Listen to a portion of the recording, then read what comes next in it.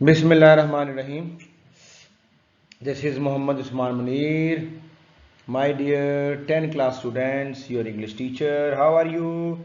I hope so. You are fine. And inshallah ta'ala, mine prayers will chase you wherever you are.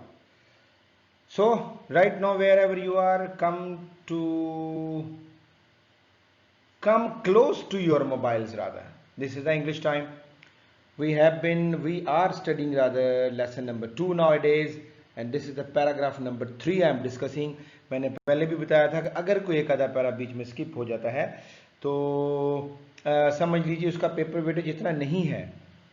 तो ये paper weightage के लिहाज से this the paragraph number 3, 85% इसका paper weightage है regarding examination point of view.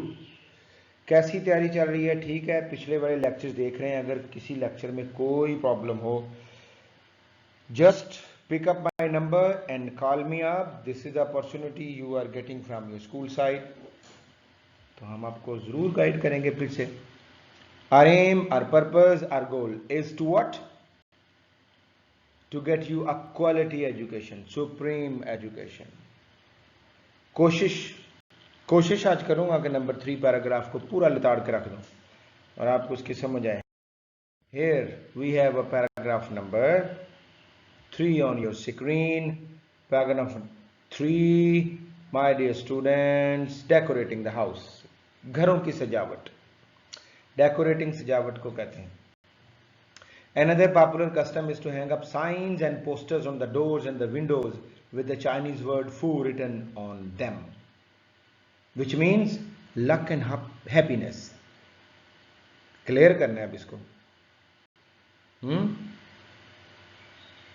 सबसे पहले तो अनदर देख लें। अनदर एक दूसरा यानी दूसरा। पॉपुलर का मतलब होता है मकबूल। और एक वर्ड आपको इसका बताऊं, बड़ा कमाल का वर्ड, मुझे बड़ा पसंद है वो वर्ड, इन वोग। आई से पॉपुलर, और अगर आप पॉपुलर को अल्टरनेट करना चाहें तो आप कहेंगे इन वोग। इसी को और अल्टरनेट करना चाहें प्रिवेलिंग। बहुत आसान सा वर्ड। मैं आपके लिए पूरी कोशिश करता हूं कि एक वर्ड को 2 3 अल्टरनेट दूं। बात मुझे सोचना पड़ता है लेक्चर से पहले, मैं सोचता हूं, फिर मैं उनको दिमाग में बिठाता हूं। तो ये सब कुछ किस लिए करता हूं? आप लोगों के लिए। आप सीखिए। बहुत आसान वर्ड देता हूं, लाइक्ड, पॉपुलर, इन वोग, पॉपुलर, प्रिवेलिंग। जी बेटा, कस्टम रिवाज को कहते हैं। और इसको प्रैक्टिस कह दें आप, सी वाला प्रैक्टिस। फैशन कह दें, हैबिट कह दें। कितने आसान वर्ड हैं। इज टू हैंग अप का मतलब होता है आवेजा करना, लटकाना। हैंग अप, आवेजा करना। और this is the phrasal verb. Sign अलामत, सिंबल, मार्क, सिग्नल। कितने वर्ड हो गए आपके? Symbol, mark, signals. और आगे बच्चों पोस्टर्स लिखा हुआ है। पोस्टर्स का मतलब होता है इश्तहारात। This is noun. Chinese word फू, जिन पर चीनी जुबान का लफ्ज फू लिखा होता है, FU। और इसका मतलब क्या है? Which means luck, which means, जिसके मानी है खुशकिस्मती, लक। एंड हैप्पीनेस का मतलब खुशी। और इसके लिए एक और कमाल का वर्ड सुन लें, फेलिसिटी। Happiness, delight. और एक आसान सा वर्ड ले लें, हैप्पीनेस, जॉय। कैसा? आप देखें, मैंने एक पैराग्राफ पे 5 मिनट लगाए, एक लाइन पे 5 मिनट लगाए, एक लफ्ज को क्लियर किया। अब इसकी ट्रांसलेशन पे आए। एक another popular custom is to hang up signs and posters on doors and windows with the Chinese word "fu" written on them. एक दूसरा मशहूर रिवाज कस्टम रिवाज, दरवाज़ों और खिड़कियों पर तस्वीर इश्तिहारात आवेज़ा करना है। तस्वीर और इश्तिहारात आवेज़ा करना है जिन पर चीनी ज़ुबान का लफ्ज़ फू लिखा होता है और जिसका मतलब है which means luck and happiness, जिसका मतलब है खुशकिस्मती और खुशी। Okay, next, buying flowers for the home is also commonplace since they symbolize the coming of spring and the new beginning. My God, wonderful line. Buying flowers, फूलों का खरीदना। Common place कहते हैं आम, कॉमन प्लेस आम। Ordinary, एक मजे का लफ्ज बताओ, नॉट न्यू। नॉट न्यू कह दें, not new, ordinary, simple common कह दें आप। Buying flowers for the home is also commonplace, आम, ordinary, common. Since the symbolize, symbolize का मतलब होता है अलामत होना, अलामत होना, जिसका हम अक्सर कहते हैं जी सिंबॉलिक है। स्टैंड फॉर, इंग्लिश में stand for, represent, represent, stand for, represent।